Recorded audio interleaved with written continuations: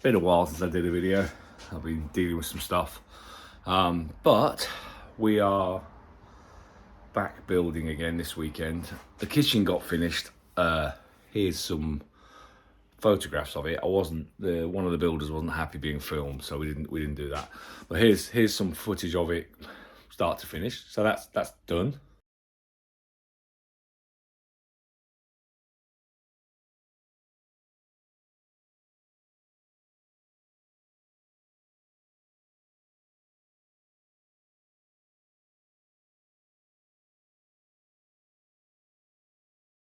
Which means I got my workshop back, which is good. And I've been kind of tinkering away, and I forgot to film it because, you know, I got out of the habit, I guess. Here's where I got to. I took the drawers out of the kitchen, and I slotted them in under there. That made for an amazing amount of space. The cabinets came out and went in there, so that made that bench much more secure, actually. And what I'm going to do is I'm going to paint these the same colour as that, so they blend in. Then I've got these kitchen cabinets left over. And when I get the roof up, which I haven't done yet, they're going to go on that wall, and that'll give me a multitude of storage. All that stuff will get tidied into one of the cupboards. I've got my dartboard up. That's good. I'm going to make a pallet board back for this so that it looks nice. I'm going to hide all this wires and stuff. Put the PC up on the wall there. I hid the PC behind, and I plugged everything into like plugs up there. So basically, it's neat and tidy. It means I can play music. That speaker's dead, so I'm gonna get a new speaker. Anyway, yeah. So what I'm gonna do this morning is I'm gonna get these boards up. Now I bought way too thick. This stuff weighs a ton.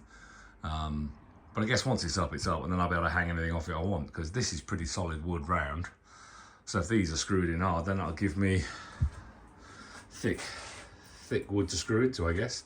And since I'm going to screw up those lights and I'm going to put that up and stuff, I might want to hang stuff off it. So, but the downside of it being thick wood is it's heavy. So I'm going to go for that trick that I learned hanging plasterboard, which is put a block in there first, hook it in on that, screw it in at that end, then go around and screw it in. But here's where I definitely throw my back out doing this on my own. But we shall see. Let's go.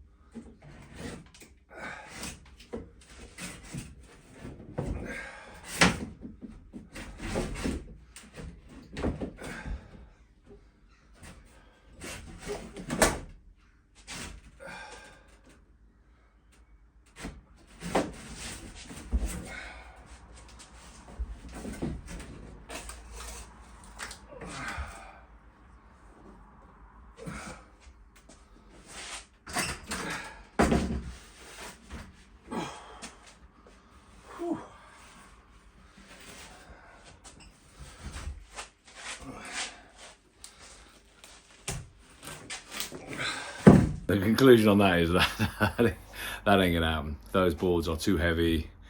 The cuts are too complex. I can't see what it's catching on. I kind of know it's on these wires, and on these beams, but there's no way I can do that on my own. Plan B. Okay, so I had more success with that. I'm gonna use those thick boards for building the tea house thing I'm going to build by the pond. So what I did in the end was take all of the scraps of the smaller wood that I had left from sheathing the walls, and I've basically created a patchwork. And I know it doesn't quite join in some places. It's interesting how it's kind of a bit springy, but anyway, it's a roof in a workshop, so I will fill in those gaps with caulk, paint it white, and I bet you don't notice. Because over here, where I had gaps and things, I don't have a big issue with that. I'm going to cover those over and give it another coat of paint. So that means now I can get these cupboards up on that wall. I'll leave enough of a cupboard space into that corner, because I kind of weirdly, I'm playing Jenga now, I've got to get that stuff in the cupboards and then I can get back in that corner. So yeah, so not bad. So very shortly, I think I'll better get rid of all of these crappy wires, which will be good, because they've been driving me crazy. Oh yeah, and I had this is from the kitchen, sort of kicking around. I was going to spin it, but I thought, you know what, I can do a to-do list there, that'll be good. Put all the things on there that I'm meant to be doing. So a bit more progress. What I managed to do was take the cupboards from the kitchen, and I've basically put them on the wall here. Surprisingly easy to do if you've never done it. Just like basically put up a strip of wood there, screwed it into all the battens, glued it in so it was nice and solid. And then you get these little brackets, and the cupboards just fit right up there. So I'm quite pleased with that. That's gone on really well. Looks great. I mean, it's just pile my stuff back in there. But yeah, that means now I'm beginning to get back this side. And so next trick for me, I think, will be the French cleats. Because if I get the French cleats, I'll obviously put those two doors on, but the French cleats, because then things like all these tools, which I've piled in here at the moment, will go on that wall. And then I'll get into my final. I think I'm going to have a good old sort through the wood I've collected. I need to get rid of some of that. And then we're going to be building sort of a coconut shy thing for Connor's school. They've got a school fete coming up in the next couple of weeks, and I've promised I will do that. So we'll knock one of those out, but I'll have a wood workshop to do it in this time, so it's going to be easier. So it's good fun. All right. And this is how it's ended up after another little bit of a tidy up. So it's looking very good. I'm enjoying this now. I'm going to hang on to that door there and just basically make a bit of a cupboard thing there. But these cupboards have gone up amazingly well. They look great. I mean, it's almost like I planned it. Like, you know, they go to within a centimetre there, and they're right in at the top, and they sit just under these metal beams. I hadn't planned to use these cupboards, but isn't that great? And into that corner, they leave that fuse box thing I built there and was hidden. So again, just amazing.